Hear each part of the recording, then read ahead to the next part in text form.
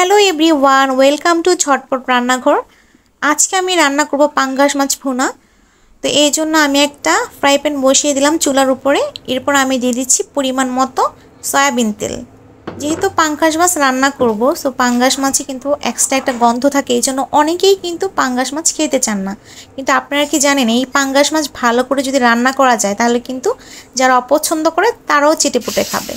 তো এই পর্যায়ে আমি মাছটাকে ভালো করে ধুয়ে নিয়েছি এবং হলুদ মরিচ মাখিয়ে ভেজে নিচ্ছি। তো আপনি যদি এই মাছটা ভালো করে ভেজে রান্না করেন তাহলে কিন্তু কোনো ব্যাড স্মেলও থাকবে না, আর খেতেও ভীষণ ভালো লাগবে। তো আমি এখানে বেশ খানিকটা মাছ নিয়েছি, এবারে আমি খুব ভালো করে ভেজে নেব। এখানে আমি মোটামুটি 6 পিসের মতো নিয়েছি। তো আমি ঢেকে দিলাম যাতে ভালো করে ভাজাটা হয়ে যায় এবং ছিটে না আসে। তো ঢাকনাটা খুলে এবার আমি মাছগুলোকে একটু উল্টে দিব, এক পাশ যেহেতু হয়ে গেছে। তো আমি আরেক পাশ ভালো করে ভেজে নেব। তো আবারও আমি ঢাকনা উঠিয়ে ভালো করে ভেজে নিচ্ছি। দেখতেই পাচ্ছেন আমার মাছটা কিন্তু খুব ভালো করে ফ্রাই হয়েছে। এবার আমি উঠিয়ে নিচ্ছি। খেয়াল রাখতে হবে যাতে মাছটা পুড়ে না যায়, একদম ভালোভাবে ফ্রাই হয়। তো আমি সেই তেলের মধ্যে আবার দিয়ে দিচ্ছি পেঁয়াজ কুচি। এখানে আমি 3 থেকে 4টা বড় সাইজের পেঁয়াজ কেটে নিয়েছি এবং সেই পেঁয়াজ কুচিগুলোই দিয়ে দিলাম তেলের মধ্যে। আমি কিন্তু এক্সট্রা কোনো তেল আর ইউজ করিনি। ভাজা মাছ থেকে যেই তেলটা বের হয়েছে এবং আমি যে তেলটা আগে ইউজ করেছি সেই তেলটা দিয়ে আমি রান্নাটা কমপ্লিট করব।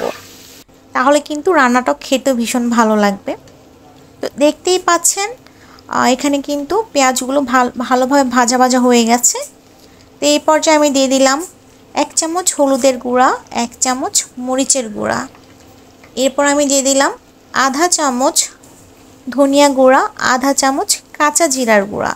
খেয়াল রাখতে হবে আমি কাঁচা জিরার গুঁড়া এখানে অ্যাড করেছি। এরপর আমি দিয়ে দিলাম পরিমাণ মতো লবণ। তো সবগুলো উপকরণ আমার দেয়া হয়ে গেল। এবার আমি খুব ভালো করে কষিয়ে নিচ্ছি।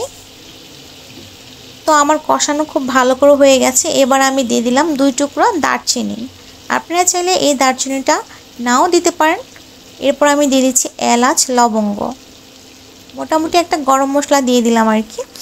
তো গরম মশলাটা দিলে কিন্তু খেতে ভালো লাগে, আপনারা চাইলে নাও দিতে পারেন। তো আমি এই পর্যায়ে একটু পানি দিয়ে দিলাম।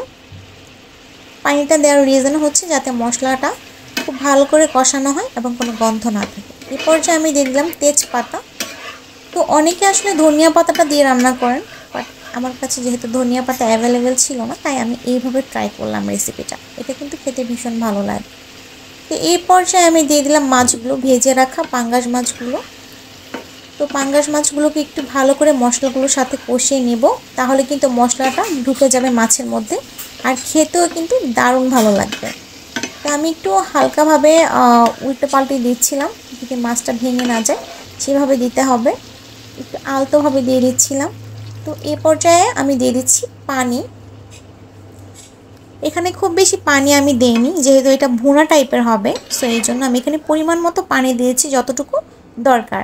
এবারে আমি ঢেকে দিলাম 10 মিনিটের জন্য, যাতে মাছটা ভালো করে কুকড হয়, মশলাগুলো ভিতরে যায়। এই পর্যায়ে আমি দিয়ে দিলাম কাঁচামরিচ এবং দিয়ে দিলাম ভাজা জিরার গুঁড়া। তো দেখতেই পাচ্ছেন কি সুন্দরভাবে কুকড হচ্ছে। তো আমি একটু ভালো করে নেড়ে আবারও কিছুক্ষণের জন্য ঢেকে দিলাম। এই পর্যায়ে আমি নামিয়ে নেব। একদম রান্নাটা কিন্তু কমপ্লিট হয়ে গেছে। দেখতেই পাচ্ছেন দেখতে কিন্তু কতটা মজাদার হয়েছে। তো আমি একটু নিচ দিয়ে ঝাঁকিয়ে নিচ্ছিলাম যাতে লেগে না যায়। এই তো নামিয়ে নিলাম, হয়ে গেল আমার পাঙ্গাস মাছ ভুনা। তো সবাই ভালো থাকবেন, আল্লাহ হাফেজ।